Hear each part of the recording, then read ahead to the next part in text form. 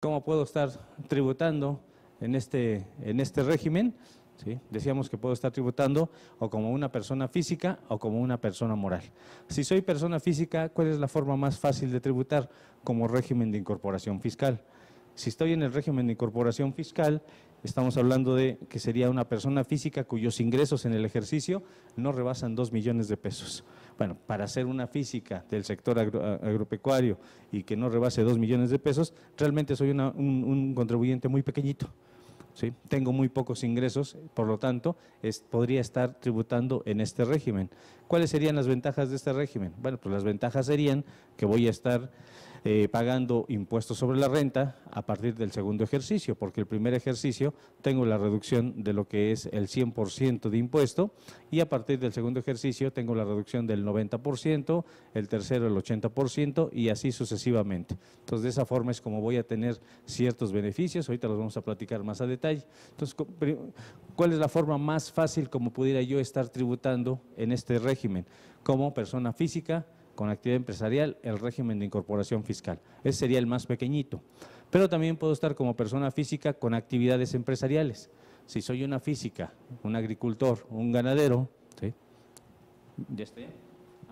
¿Con este? Ok. Soy persona física con actividad empresarial del sector ganadero, puede estar en el régimen de actividades empresariales. Por supuesto, ahí tengo más ingresos, tengo ya de 2 millones de ingresos en adelante y voy a tributar conforme a este régimen. Otra forma de tributar es como una sociedad mercantil. Hay quien constituye una sociedad anónima, una SADCB, y bueno, pues como sociedad anónima podría yo estar tributando en el título 2 de la Ley de Impuesto a la Renta o en el régimen del sector agropecuario, que es precisamente el que vamos a platicar. También puede estar como sociedad cooperativa. Hay una gran cantidad de sociedades cooperativas y no nada más en el sector agrícola, sino también en el sector ganadero, sector pesquero, ¿sí? Todo lo que es en el país en costa, ¿sí? En Veracruz, en varios lugares de playa, pues hay sociedades cooperativas en donde los propietarios de una embarcación se unen y hacen una sociedad cooperativa y desde luego pues el objetivo de la sociedad cooperativa es que todos lo que llegan a realizar.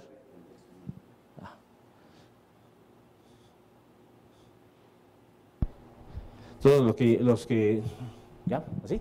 Bueno, en esta sociedad cooperativa, los socios cooperativistas, todos trabajan para todos, ¿sí? Y entonces venden todos sus productos. Por ejemplo, si hablamos de una sociedad cooperativa de pesca, pues todos se van a pescar, todo lo que pescan se vende en conjunto para la sociedad cooperativa y desde luego pues todos los costos, todos los gastos relacionados con el trabajo que ellos realizan sale de la sociedad cooperativa y la utilidad se distribuye entre los socios cooperativistas. También puede estarse trabajando a través de una copropiedad, si todos son propietarios de algún bien, ¿sí? De algunas tierras, alguna negociación, bueno, pues pueden estar trabajando bajo ese régimen. Entonces cualquiera de estas modalidades podríamos estar tributando para efecto del sector agropecuario, actividades agrícolas, ganaderas, pesqueras o silvícolas, ¿sí? Entonces vamos a ir analizando cada una de ellas y ver cuáles serían los beneficios que nos va a dar todo esto. Bien, dentro del Código Fiscal de la Federación se establece cuáles son las actividades que se consideran del sector agropecuario y nos dice la definición de actividades agrícolas, ganaderas, pesqueras o silvícolas.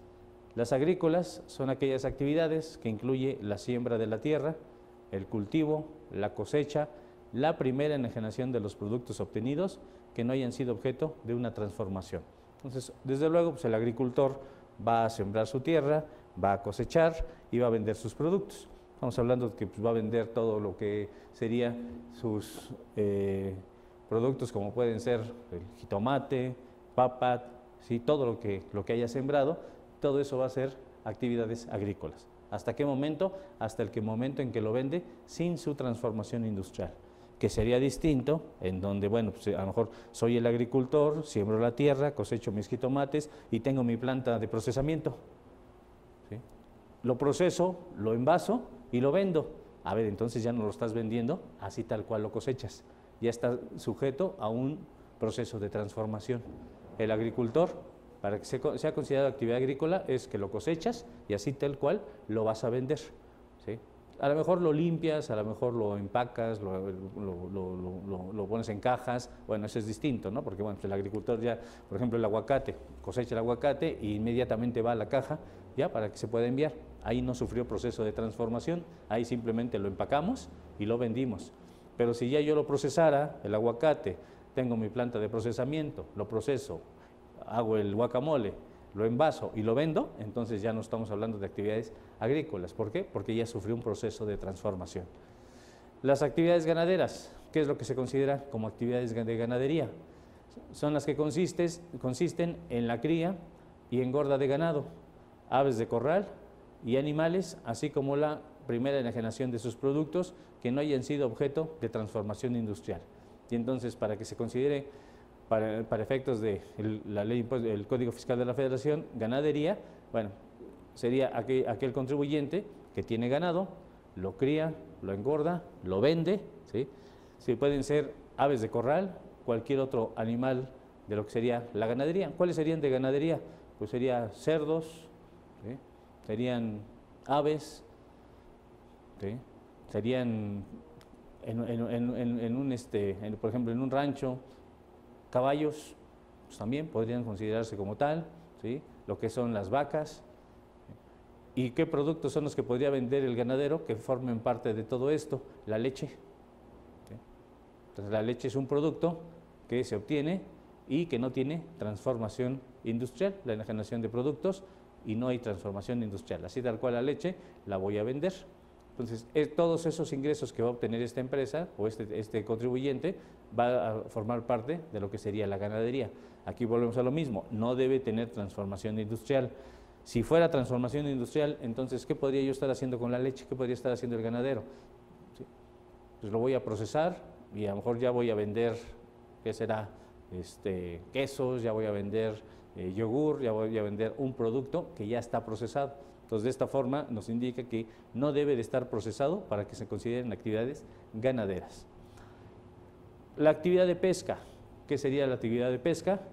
La cría, cultivo, fomento y cuidado de la reproducción de toda clase de especies marinas y de agua dulce, incluida la acuacultura, así como la captura y extracción de las mismas y primera enajenación de esos productos que no hayan sido objeto de transformación. Igual, se tiene que vender tal cual, no puedo transformar todo lo que serían las especies marinas, que serían el camarón, pez, todo lo que se está obteniendo, bueno, sería parte de la actividad de la pesca, ¿sí? Entonces, cría, cultivo, fomento y cuidado de la reproducción. Bueno, pues hay quien ya tiene lo que serían para sus criaderos, en donde son de agua dulce, ya incluso los camarones, los peces ya son de agua dulce. Entonces, bueno, pues todo eso se considera como actividad de pesca, pero lo debo de vender tal cual, no lo puedo transformar, ¿sí? ¿Qué pasaría si soy un contribuyente que digo, oye, pero yo sí lo quiero transformar? Bueno, para que yo tenga los beneficios del sector agropecuario, podría tener mi actividad desde la cría hasta la venta sin transformación. Se lo vendo a otra de mis empresas y mi otra empresa, ahora sí, es la que lo proceso y esa empresa es la que va a tributar en el régimen general. Porque si hago la transformación, me salgo del sector agropecuario, pierdo los beneficios. Y las actividades silvícolas, ¿cuáles son esas actividades silvícolas? Son aquellas personas que se dedican al cultivo de los bosques, de los montes, así como de la cría, conservación y restauración, fomento y aprovechamiento de la vegetación de los mismos, y la primera enajenación de sus productos que no hayan sido objeto de transformación. Entonces, aquí, ¿qué tipo de contribuyente soy? Pues aquel que se dedica a lo que es a la tala de bosques, ¿sí? Pero como nos dice, cultivo de los bosques y montes, ¿sí? Obviamente tienes que estar cortando, tienes que estar sembrando, tienes que estar haciendo que existan más árboles. ¿Para qué? Para que se puedan aprovechar y desde luego que no tengan transformación, ¿sí? ¿Cómo tiene que estar vendiendo todo lo que es la madera de los árboles esa persona para que sea silvícola? Sin que se pueda transformar. Entonces, ¿qué va a vender? Los troncos, así tal cual, ¿sí? Puede ser que le quite la corteza y el simple hecho de quitarle la corteza no se considera que existe transformación industrial. Pero ¿qué pasaría si esa persona dice, no, pero es que yo quiero cortar los árboles, hacer tablas, hacer tablones y ya venderlos así tal cual? Entonces ya los estás transformando y ya no es del sector agropecuario. Te sales de ahí, volvemos a lo mismo. yo podría tener una persona, una empresa, que se quede hasta antes de la transformación, se lo vendo a otra de mis empresas y esa otra empresa podría hacer el corte de todo lo que sería la madera. Entonces, de esa forma ya lo estaría transformando. Pero si cumplo con que ninguno de estos cuatro tenga transformación industrial, entonces voy a obtener los beneficios de este sector, agrícolas, ganaderas, pesqueras o silvícolas. Si ya le damos una transformación industrial, pues simplemente ya me van a dar tratamiento como cualquier otra empresa, como cualquiera, y ya no voy a tener los beneficios de lo que serían los estímulos fiscales y todo lo que vamos a platicar de ese sector, ¿sí? Entonces, vean la importancia de que yo me quede hasta antes de la transformación industrial. De lo contrario, me voy a salir de todos los beneficios que vamos a platicar ahorita. Esto es lo que nos dice el artículo 16 del Código Fiscal de la Federación. Vamos a ver lo de la ley agraria. ¿Por qué la ley agraria? Porque es la que nos da los lineamientos para constituir, para establecer las sociedades agrarias. Esta ley agraria, vamos a ver solo algunos artículos que nos involucran. Ya si ustedes quieren tener el fundamento, si me dijeran, oye, pues dame la ley agraria, bueno, es muy sencillo, entren en la página de internet, a entrar a internet, página del Congreso, Cámara de Diputados, y cuando aparece la página de la Cámara de Diputados hay una opción que dice por ahí, leyes federales. Le apachurran en leyes federales y sale toda una lista de leyes. Solamente hay que buscar la que dice ley agraria y la pueden descargar en PDF o en Word. Y ya con eso tienen la ley agraria y es la reciente, es la actualizada. Entonces, el artículo 50 de la ley agraria nos habla de cómo se va a constituir lo que serían las sociedades agrarias. Aquí estamos hablando de sociedades de derecho agrario. Los ejidatarios, así como los ejidos, podrán formar uniones de ejidos, asociaciones rurales de interés colectivo y cualquier otra sociedad mercantil o civil o de cualquier otra naturaleza que no estén prohibidas por la ley, para el mejor aprovechamiento de las tierras, obviamente de los ejidos, así como la comercialización y transformación de sus productos, la prestación de servicios y cualquier otro objeto que permitan a los ejidatarios el mejor desarrollo de sus actividades. No es lo mismo que un ejidatario que tenga cierto número de hectáreas para sembrar se una con varios ejidatarios, obviamente, como lo dice el dicho, la unión hace la fuerza, ¿sí? Si somos 10 ejidatarios y los 10 sembramos, pues todo lo que sembremos podemos estar en mejores condiciones para vender a nuestros clientes, para venderle a la persona que nos esté comprando o a la empresa que nos esté comprando. Entonces, de entrada, puedo constituir cualquier tipo de sociedad. Aquí nos dice uniones de ejidos, asociaciones rurales de interés colectivo, incluso cualquier tipo de sociedades mercantiles. Entonces, ¿podría yo constituir una SADCB? Sí, claro. O sea, varios ejidatarios se podrían unir y constituir una SADCB. ¿Podría constituir una sociedad civil, una asociación civil? Sí, también podríamos hacer. Entonces aquí nos dice que cualquier tipo de sociedad la puedes constituir para efecto de lo que sería explotar siempre y cuando las tierras, siempre y cuando estamos hablando de ejidatarios. Estamos hablando de ejidatarios. Tienes que tener la calidad de ejidatarios para constituir ese tipo de sociedades. Artículo 74. Nos dice que los aprovechamientos de las parcelas. El ejidatario puede aprovechar su parcela directamente o conceder a otros ejidatarios o terceros su uso o su usufructo, ¿sí? Mediante parcería, mediería, asociación, arrendamiento o cualquier otro acto jurídico no prohibido por la ley. ¿Esto a qué se refiere? A ver, soy un ejidatario, tengo mis tierras, pero hay ocasiones que los ejidatarios pues ya es el papá, es un señor ya grande y pues él es el ejidatario, es el que tiene las tierras, pero él ya no puede sembrarlas, él ya no puede trabajarlas, ya no puede aprovecharlas. Entonces, ¿a quién se la puede otorgar para que las pueda aprovechar, para que las pueda sembrar? Pues a uno de los hijos, pero también podría ser a un tercero cualquiera, cualquier persona, y se los dé en arrendamiento, le rente su parcela, ¿sí? Que se los dé a mediería, ¿sí? ¿A qué se refiere esto? Es lo que conocemos como vamos a medias. Tú lo siembras, es mío el terreno y los beneficios vamos a obtener mitad y mitad. O sea, vamos a mitas, pero tú lo siembras, yo nada más pongo el terreno. Bueno, cualquier forma de cómo se dé, ¿sí? el usufructo. ¿Cuál sería el usufructo? ¿Sí? Bueno, pues es mío el terreno, pero se lo doy a mi hijo para que lo siembre, y el beneficio de la siembra es para él, o sea, no es para mí. Entonces, cualquier forma como se puede dar el aprovechamiento de la tierra está establecido en el artículo 79, sin necesidad de autorización de la Asamblea o de cualquier otra autoridad.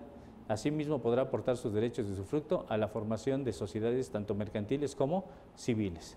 ¿Sí? Entonces, si constituimos una sociedad civil, una sociedad mercantil, una SADCB, ¿qué es lo que hacemos? Aportamos los derechos, el derecho de usufructo, es decir, que los beneficios que se queden en la sociedad. Entonces, ¿cómo podríamos estar constituyendo una sociedad?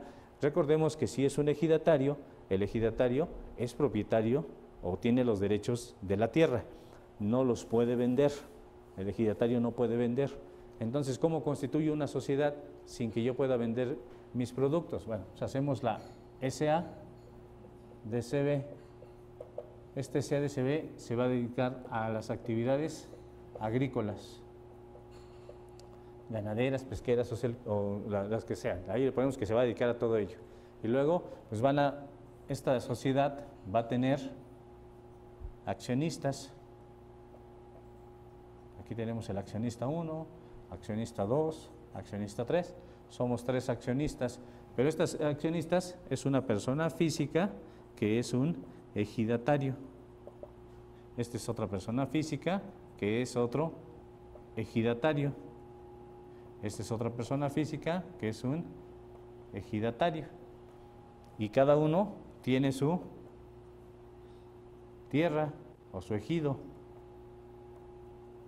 Todos tienen su tierra.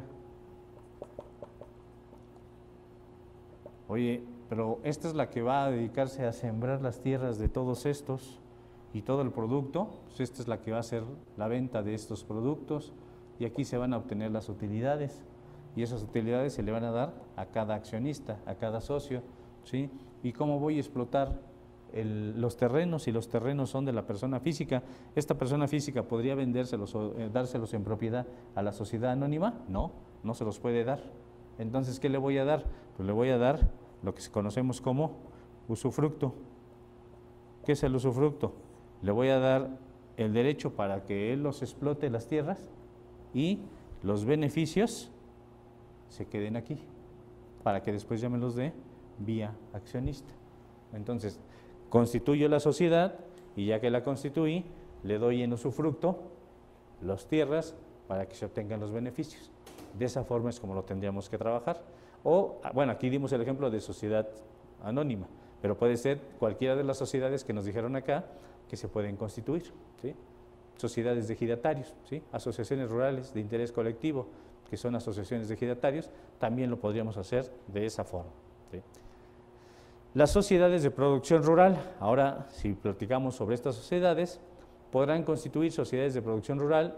Dichas sociedades tendrán personalidad jurídica, debiendo constituirse con un mínimo de 2 socios. Bueno, lo que nos dice la ley la agraria, que es importante que la tengamos presente, es cómo puedes ir constituyendo las sociedades, cuáles son los requisitos, cuáles son los socios que necesitas, como mínimo.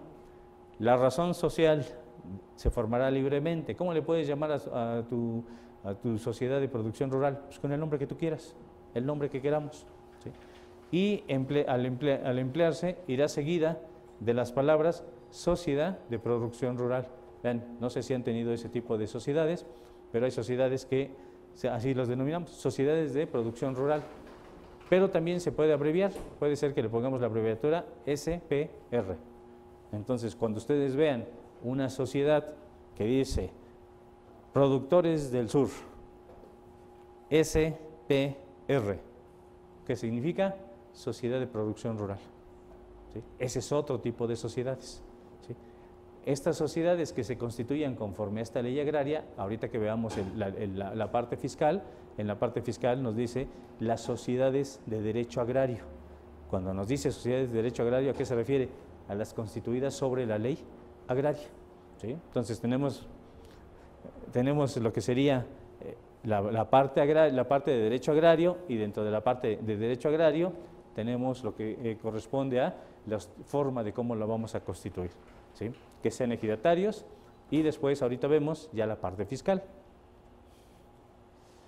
Aportación de capital, artículo 112 de la Ley Agraria. ¿Qué nos dice aquí?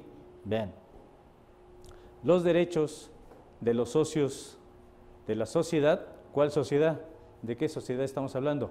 Lo que nos dijo acá, que podemos constituir, la que nosotros decidamos.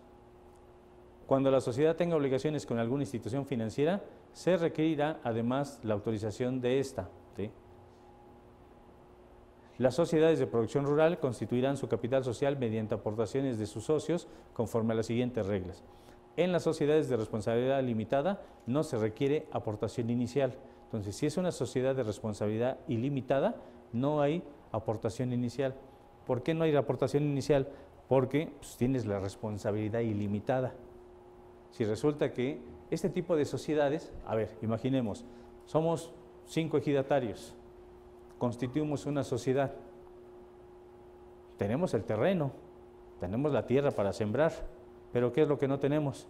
Dinero. ¿Para qué? Pues para siembra, para cosecha, para todo. ¿A quién le vamos a pedir prestado? Al banco, seguramente al banco, a una institución del sistema financiero, le vamos a pedir el préstamo. El banco nos va a prestar y nos va a decir, oye, pero ¿cuánto tienes de capital? Pues fíjate que como soy una sociedad en donde mis estatutos dice que tengo responsabilidad ilimitada, no tengo aportación inicial de capital. Entonces, como tienes responsabilidad ilimitada, pues el banco te presta. ¿Por qué? Pues porque sabe que le vas a responder de forma ilimitada. Hay sociedades en donde la responsabilidad del socio es limitada. ¿Hasta cuánto? Hasta el monto de mi capital. No te respondo por más. Entonces tenemos que en las sociedades de responsabilidad limitada, la aportación inicial será la necesaria para formar un capital mínimo que debe ser equivalente a 700 veces el salario mínimo diario general del Distrito Federal. 700 veces del salario mínimo. Aquí recordemos que ya no son salarios mínimos. Aunque la ley nos dice salarios mínimos, ¿de qué estamos hablando? De UMAS. Entonces, ¿la UMA cuánto vale actualmente? 84.49 por 700 veces, que es lo que nos dice ahí, 700 veces el salario mínimo, ¿sí? ¿Cuánto nos daría? ¿Quién me ayuda multiplicando 700 por 84.49? Ya ven que ahora ya el celular es el que trae la calculadora, ya no necesitamos una calculadora como antes, sino ya el celular ya es ahí también la calculadora. ¿Cuánto sería entonces mi capital mínimo? 59.143. Así es, 59.143. Este cálculo lo pueden poner ahí en su material, que sería el punto número 2. ¿Sí? Mi capital mínimo que debo de tener aportado serían 700 veces la UMA. 59.149. ¿Sí? Ese sería para la fracción número 2.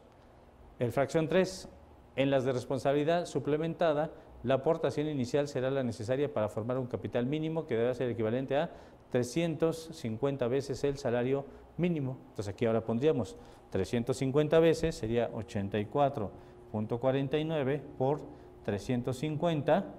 ¿Cuánto nos daría? Que debe ser la mitad, ¿no?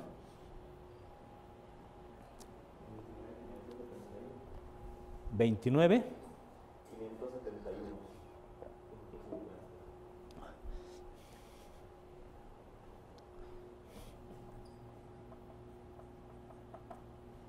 Ok. Esa sería la cantidad que vamos a anotar.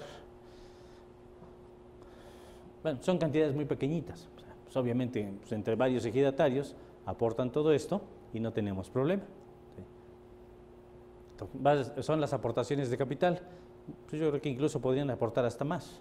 ¿Sí? Si somos 5 socios, pues de 20,000 pesos cada uno, pues ya formamos 100,000 pesos de capital y por mucho rebasamos estas cantidades. Y estas cantidades realmente son muy pequeñas, ¿eh? Se quedaron en la ley, pero pues son cantidades que ya vienen de muchos años atrás, no tiene mayor problema porque los socios puedan constituir. ¿Sí? Y estamos hablando de poquitos ejidatarios. Hay sociedades que tienen 20 ejidatarios, 20 de 10,000 pesos cada uno, sin problema rebasan todas estas cantidades. ¿Sí? La contabilidad de la sociedad será llevada por la persona propuesta por la Junta de Vigilancia y aprobada por la Asamblea General. Bueno, ven aquí, ¿quién va a llevar la contabilidad realmente? ¿Sí la va a llevar alguno de los ejidatarios o algo por el estilo? Pues no, van a contratar a un contador para que se encargue de hacer todo lo que es la contabilidad. El ejidatario lo que se va a dedicar es a su negocio, ¿no? A estar sembrando, a estar llevando a cabo su actividad. Entonces, sin mayor problema, Sin embargo, pues sí, legalmente sí se va a asignar a una persona que es la responsable de lo que sería la contabilidad. Bien, seguimos. Artículo 116, vamos avanzando en cuanto a los artículos. Ahora nos indica que para efectos de esta ley se entiende por tierras agrícolas. ¿Qué es una tierra agrícola? Los suelos utilizados para el cultivo de vegetales, ¿sí? Les pregunto, a ver, vamos, váyanme ayudando. Dice, para cultivo de vegetales, ¿cuáles serían los vegetales? ¿Qué es lo que podemos cultivar? O, bueno, mejor dicho, ¿qué es lo que puede cultivar el ejidatario? Que sean vegetales. Lechugas, zanahorias, ¿qué más?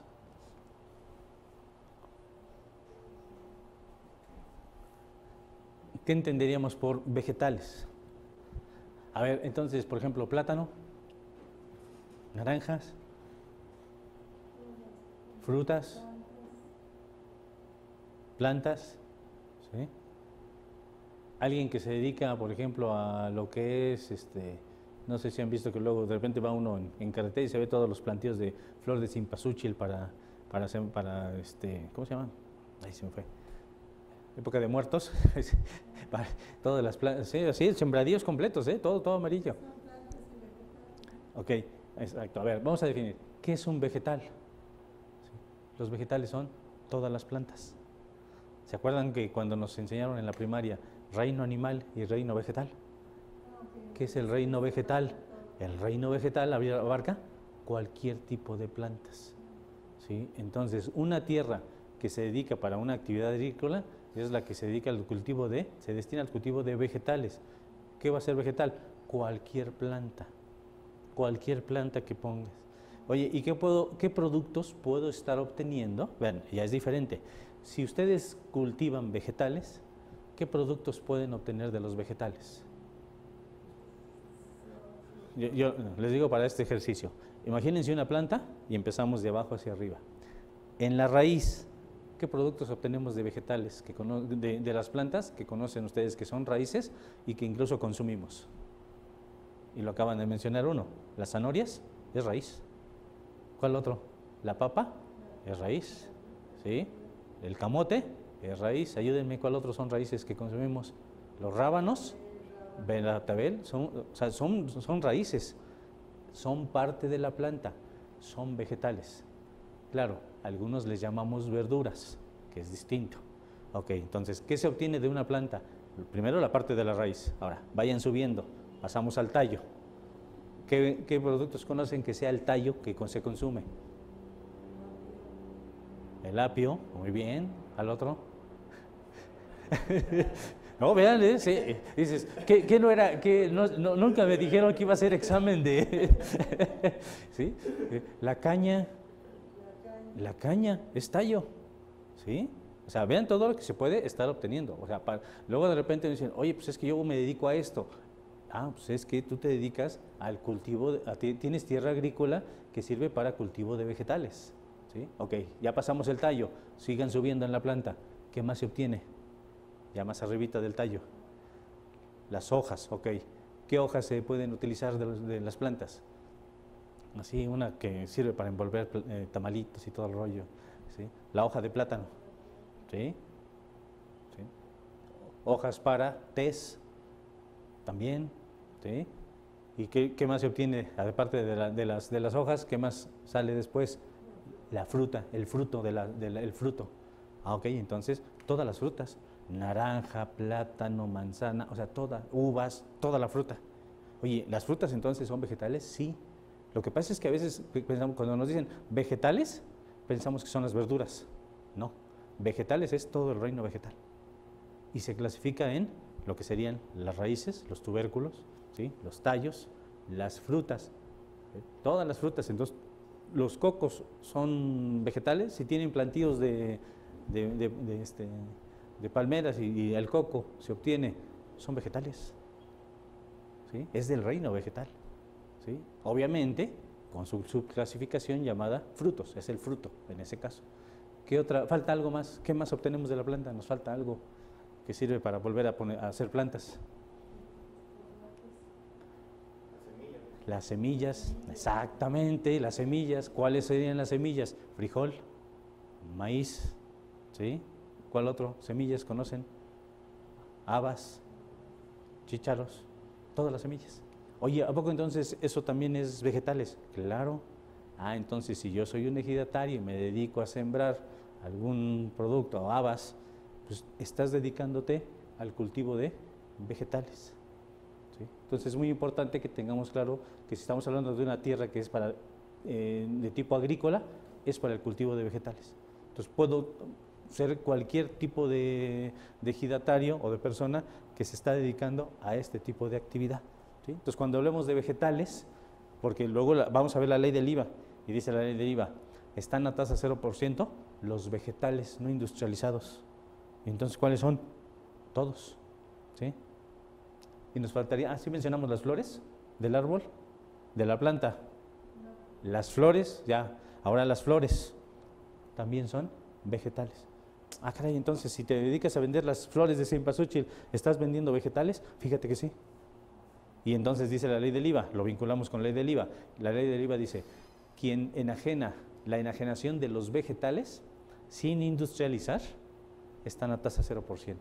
Entonces todo lo que vende el agricultor va a ser a tasa del 0%, que no esté industrializado. Y está relacionado con lo que veíamos anteriormente, de que no se debe de industrializar, debe de estar sin industrializar. Aquí está, todas las actividades sin objeto de transformación industrial. Si hay transformación industrial, ya no es el vegetal así tal cual lo obtengo, ya sufrió un proceso, entonces ya no va a ser a tasa 0%, ya tendríamos que ver a qué tasa. Entonces, si estamos hablando de que sea una tierra agrícola, es para el cultivo de vegetales. Vamos a entender que son vegetales todo lo que se obtiene de la planta, desde la raíz hasta las flores, todo es vegetal. ¿Sí? Ahora, una tierra que se destina para la ganadería, ahora podría ser un contribuyente, una persona que sus tierras se destinan a la ganadería. Yo voy a decir que me dedico a la ganadería cuando tengo tierras y son los suelos utilizados para la reproducción y cría de animales mediante el uso de su vegetación, sea esta natural o inducida. ¿Sí? Entonces, ¿cuántas tierras no se destinan a que vaya ahí a pastar lo que serían los animales? Entonces, no estás dedicando la tierra para fines agrícolas, para el cultivo, lo estás destinando para la ganadería. ¿Sí? Entonces, para esos fines lo estamos utilizando. Tierras forestales, ¿cuál sería la tierra forestal?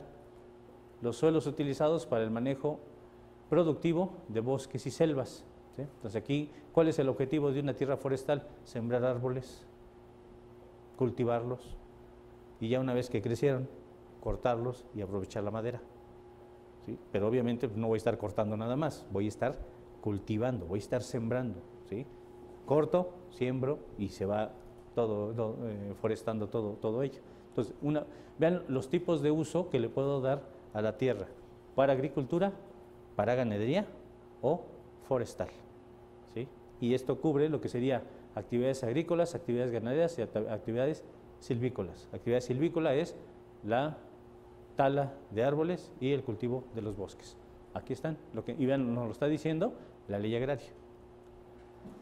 Se reputan como agrícolas las tierras rústicas que no estén efectivamente dedicadas a alguna otra actividad económica, también se van a considerar como tierras agrícolas. ¿Sí? Bueno, son las definiciones para efectos de lo que sería la ley agraria. Bien, pequeña propiedad, ¿qué se va a considerar como pequeña propiedad?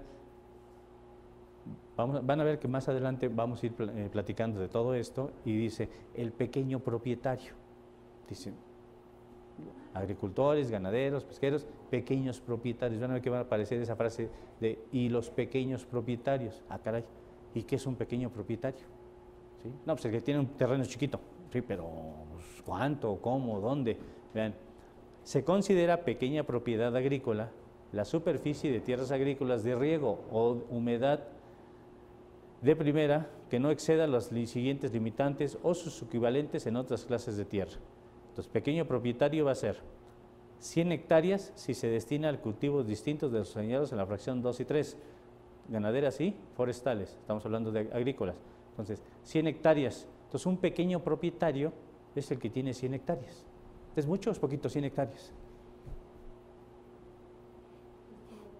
Para usar tierras es poquito, ¿no? Para, Para pues, hacer esa actividad. sí, exacto. Dices, no, pues espérame, pues si yo en mi casa tengo 20 metros por 20 metros, pues ya 100 hectáreas, pues es un mundo. No, pero para este sector, 100 hectáreas es pequeño. ¿Sí? O sea, realmente es pequeño. ¿Sí? 150 hectáreas si se destina al cultivo de algodón. Ah, ok. Si eres un agricultor, tienes 150 hectáreas y se destina al cultivo del algodón, estás clasificado como pequeño propietario. Eres pequeño. 300 hectáreas si se destina al cultivo de plátano, caña de azúcar, café, enequén, hule, palma, vid, olivo, quina, vainilla, cacao, agave, nopal o árboles frutales. Si este es el caso, si destinan sus tierras a estos productos y son hasta 300 hectáreas, se llama pequeño propietario. Oye, si tengo más, ya no eres clasificado como pequeño propietario. En este caso, sí lo eres. ¿Sí? Y bueno, se consideran árboles frutales las plantas perennes de tronco leñoso, productoras de frutos útiles para el hombre. Obviamente hay todas las frutas, ¿sí? Se pueden considerar como que tienen beneficio para consumo humano. ¿Sí?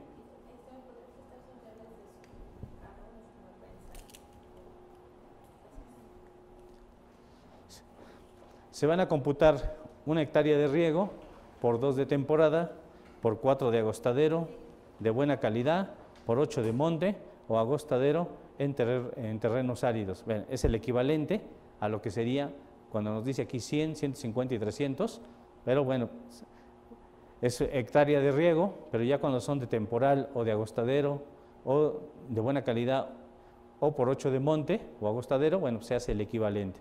¿Para qué? Para que se considere pequeño propietario.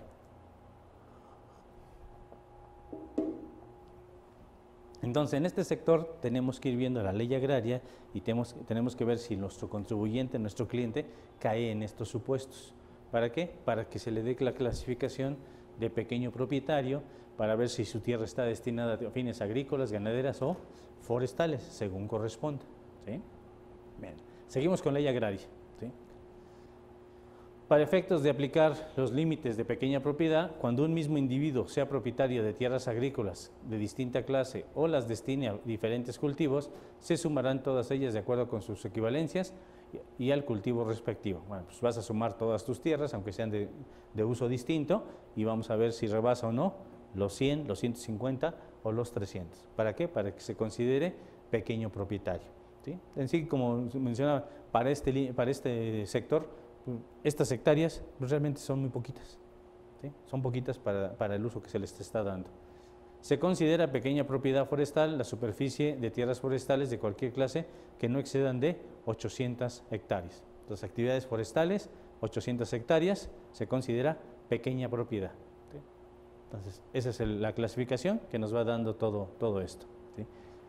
¿Y una sociedad mercantil o una sociedad civil podría ser propietaria de una gran cantidad de tierras? Porque recuerden que los ejidatarios es la persona física y tiene derecho elegido que le otorgó el gobierno, pero como tierras ejidales. Oye, ¿y una sociedad podría tener así cantidades ilimitadas de tierras que pudiera comprar? Pues imagínense una empresa extranjera que viniera a México, se constituye, pues trae toda la lana y en dólares, y que comprara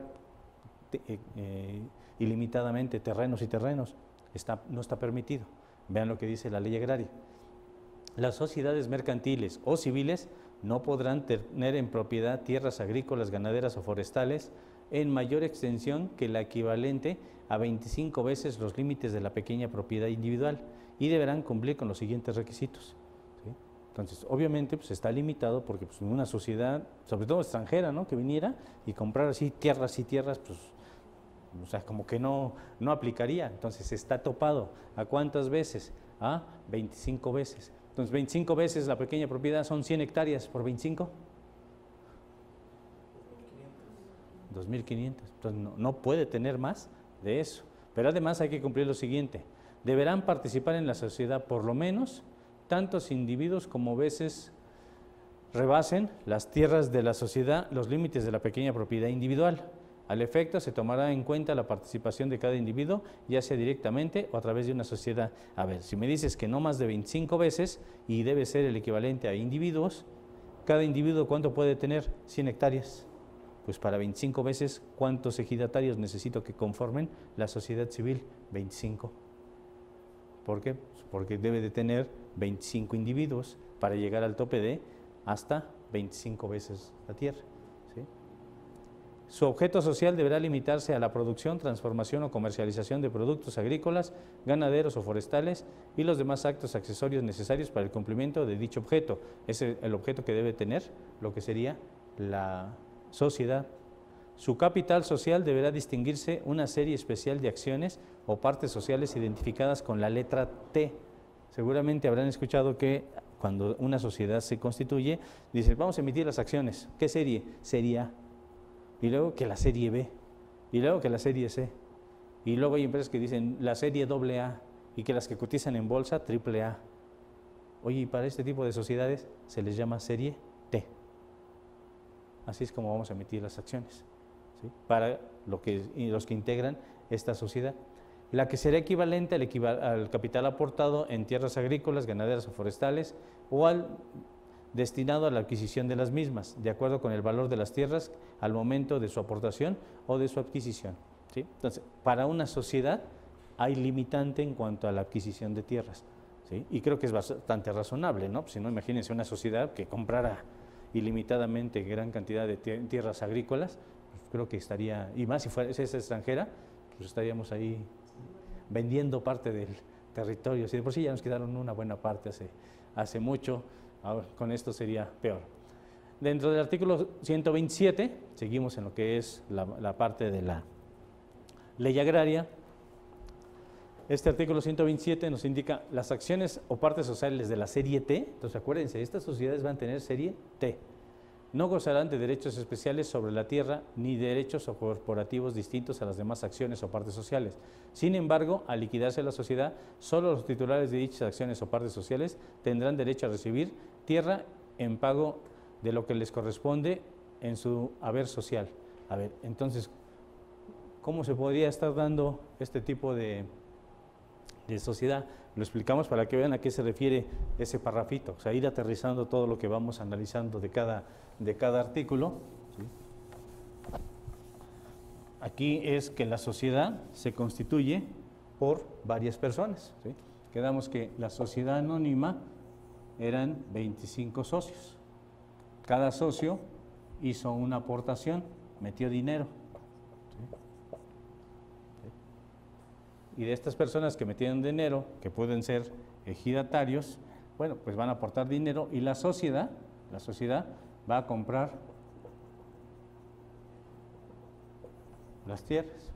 Quedamos que ¿cuántas hectáreas va a poder comprar por cada socio? Pues el tope, 100. Por cada socio no puede comprar más de 2.500 hectáreas. ¿Sí? Oye, ¿y qué pasa cuando esta sociedad después de muchos años decida liquidarse? ¿Sí? Bueno, pues cuando se decida liquidar, como tenemos tierras, le puede estar entregando su aportación en tierras. ¿Cuánto es lo que le va a dar a cada uno máximo de tierras? ¿Sí? Pues los 100 hectáreas se las va a repartir, ¿sí? Entonces finalmente cada socio va a tener sus hectáreas de lo que le corresponde, pero ese es ya cuando se vaya a liquidar, ¿sí? Ningún individuo, ya sea directamente o a través de una sociedad, podrá detentar más acciones o partes sociales de la CDT, ya sea de una o varias sociedades emisoras, que las que equivalgan a la extensión de la pequeña propiedad. Bueno, aquí un ejidatario podría decir, a ver, pero pues yo tengo capacidad para tener más de 100 hectáreas, yo podría tener todas las que yo quisiera, voy a hacer una empresa para que yo aquí tenga 100, otra empresa y ahí tengo otras 100, otra empresa y otras 100, y pues podría crear tantas empresas y después tengo más de 100 hectáreas. Bueno, pues entonces está limitado a que no puedes tener más de lo que sería la pequeña propiedad. ¿Sí? Ninguna sociedad podrá detentar más acciones o partes sociales de la serie T, ya sea de una o varias sociedades emisoras, que las que equivalgan a una superficie igual a 25 veces la pequeña propiedad. ¿sí? Entonces aquí vuelve a ser lo mismo. A ver, yo como sociedad solo puedo tener no más de 25 veces la pequeña propiedad. Pero ¿qué pasaría si esta empresa a su vez invierte en otra, crea otra empresa y dice, pues como es otras 25 veces la pequeña propiedad? No, fíjate que no, está topado. Entonces vean que tiene sus limitantes para que no se pueda abusar de tener más de lo que les corresponde. Limitante a extranjeros, a ver, ¿y los extranjeros qué?